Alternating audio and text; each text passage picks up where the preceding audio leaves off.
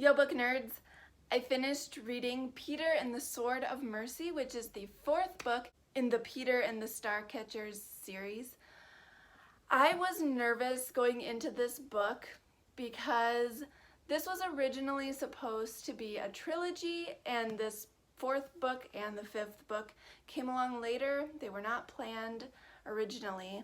And so I was worried that I wouldn't like this one because I loved how the third book ended and wrapped everything up. So I was worried that this book would become a new version of Peter meeting Wendy and the whole original Peter Pan story by Jan Barrie. And it was to an extent, but it also wasn't. You still could almost read the Jan Barrie story after this one, and it would still flow decently well, but it doesn't flow as well as if you would have ended at the third book and then read Jan Barrie's Peter Pan. So, that being said, I did enjoy the book. I was a little upset that they went this route with it because I didn't want them to. I liked that they didn't write their own version of the true Peter Pan story, but once I accepted that they were going to go there, I did enjoy the book. So I guess it wasn't perfect, but I did get some entertainment out of it. So the basic setup for this is that it is 20 years down the line from the third book. Molly's all grown up, her and George are married, they have children, they are Wendy's parents, and they have Wendy, John, and Michael. So I was correct in my guess that Molly was Wendy's mother. I did feel pretty happy once I figured that out, that I was right, because I made that prediction back when I was reading book one. So in a previous video, I said I wasn't quite sure if Molly would become Wendy's mother because I was pretty sure that in the Jan Barrie story or the Disney movie that they named Wendy's mother as Mary Darling. And I did learn shortly after starting this book that Molly is a nickname for Mary, which I never knew. I know people named Mary and I know people named Molly, but those are their names. I don't know any Marys that go by Molly, and I don't know any Mollys that their real name is Mary. So I honestly never knew that Molly was a nickname for Mary, and I feel kind of dumb. I don't know why I didn't know that. I don't know, is that a common thing? Do other people know that? Maybe that's a British thing, not an American thing? I don't know. So yeah, learned something new there. So I guess if I would have known that, I would have been positive when I read the first book. But oh well, it's okay. Anyway, so it's 20 years down the line. They're all grown up except for Peter. Peter's not grown up, obviously. He's still back on the island. He has not visited them since he left them in book 3. And so he hasn't seen his friends in 20 years. And James goes to Molly and he says that people are going missing in London, and he thinks that Umbra is behind it. He thinks Umbra's still alive, and he wants Molly's help.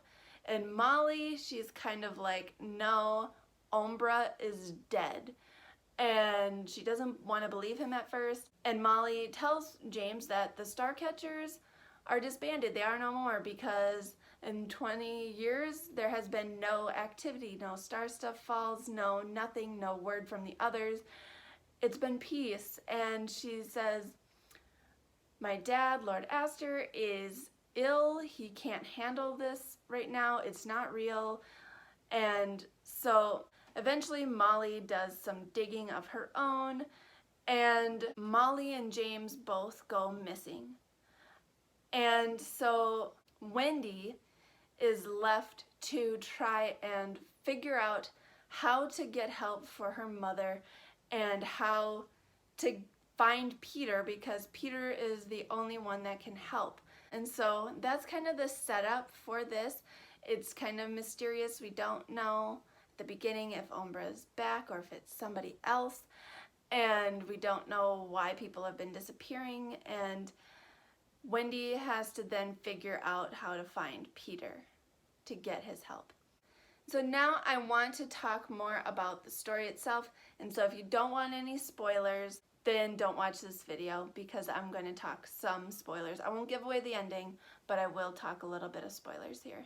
So one of the interesting parts about this book is that since it's 20 years down the line, there's technology advancements that we didn't have in the first 3 books, like telephones, like steamships, and so there are some interesting scenes with those advances, like Peter at one point is like, what is a telephone? And Hook ends up getting a ship at one point, and he goes off away from the island with his crew, and they are going to try and take over another ship they run across, like old times, except it's a steamship and it's gigantic, and he has never seen a steamship like that ever in his life, and it goes badly. It goes very, very badly. And so it's interesting to see these things like that these people are not used to because they've been on this island for 20 years and don't know about them. So I really enjoyed that part of the story. There is a scene where Lord Astor is fighting with Peter, and Lord Astor is very old and ill, and he's fighting alongside Peter, and he says something like, just like old times, and he's using a sword to fight, just like he fought with a sword back in Rundoon in the 3rd book. And it's a very cool scene. You can feel like the nostalgia there that the authors were trying to get across, and I liked it a lot. So, getting into the bad guys of this story, Umbra does return, and so does Nereza. So we have 2 returning, plus we still have Hook, but Hook is still just like the bumbling idiot who we don't really take seriously. But Nereza and Umbra are the bad guys, and they have a new friend, and he is called the Skeleton, and he has powers kind of like Umbra has, except the Skeleton, if he touches you, he can cause you severe pain just by touching you, and he can kill you by causing you so much pain you actually die. And he's kind of a creepy figure, just like Umbra and Nereza. He honestly is kind of a combination of Umbra and Nereza because he's disfigured just like Nereza is disfigured. They're disfigured in very similar ways. And he has powers just like Umbra has powers, although they have different kinds of powers. So it's interesting. But Umbra still is running the show. He's kind of the leader of this group. And of course, they are trying to find Star Stuff and take over the world. Some interesting notes that I learned while reading this book. I finally decided to look these up because these authors don't do anything by accident. They name things very specifically, like Molly, like the naming of the ships in the 3rd book, which I talked about in my last book review. So I looked up Umbra's name, and I found out that it is extremely similar to the name Umbra, which is the name of the Earth's shadow, which I think is really interesting because Umbra is a shadow thief. And so, interesting little Easter egg there.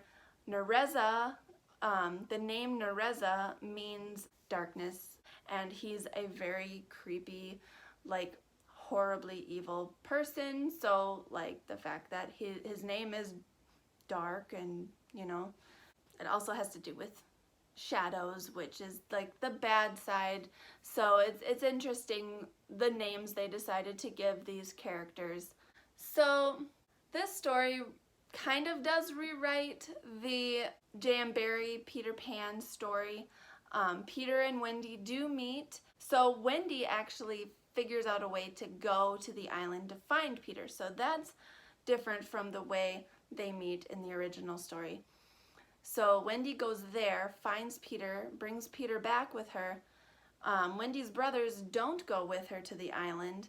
They meet Peter briefly in London, And so it's kind of different in that sense. I guess you could argue that Peter could still come back later and take Wendy and the boys with him to Neverland, and then they could have that original adventure. It doesn't flow as nicely though. I would say, like, personally, they could have stopped at book 3 and not kept going, but they did keep going, so I mean, here we are. And I did enjoy the book. It was entertaining, it was action-packed, it kept me reading. I didn't want to put it down. Once I got over my little issue with where the story was going, once I accepted that, I couldn't put the book down. And so, yeah, I did like it. If you have read this book, let me know in the comments what you thought of it. I am going to be starting the last book in the series, book number 5, which is The Bridge to Neverland. This edition's kind of goofy. Like, the cover doesn't have the title on it, and it doesn't have the author's names on it, but if you open it up, it looks like this. And so it's one big picture, but then it has a title page inside. So it's The Bridge to Neverland. I think it's interesting that they chose to name this book differently than the first 4, because the first 4 are Peter and the fill in the blank. And so this one's not. This one's just The Bridge to Neverland. So I have no idea what this one will be like. Again, after the 4th book, this wasn't planned. So it was supposed to end after 3 books, then they made a 4th, and that was going to be the ending. And then they decided to make a 5th. So I really have no guesses as to what this book will be like at all. It's shorter than the others. It's the shortest in the series, I believe. It's 438 pages. So I feel like it won't take me too long to get through this, and then I will post a review for this once I'm done. That's all for today's video. Quick side note, this is going up on Memorial Day, and so I just want to take a minute to honor those that have passed away fighting for our freedom and our country. So thank you to all of our service members who gave their lives, and happy Memorial Day. That is all for this week. If you enjoyed this video, please like and subscribe to my channel if you haven't already. I put out new videos every Monday, and head over to my Facebook page if you'd like to see more content from me throughout the week. Otherwise, I'll see you guys next Monday. Thanks for talking books with me.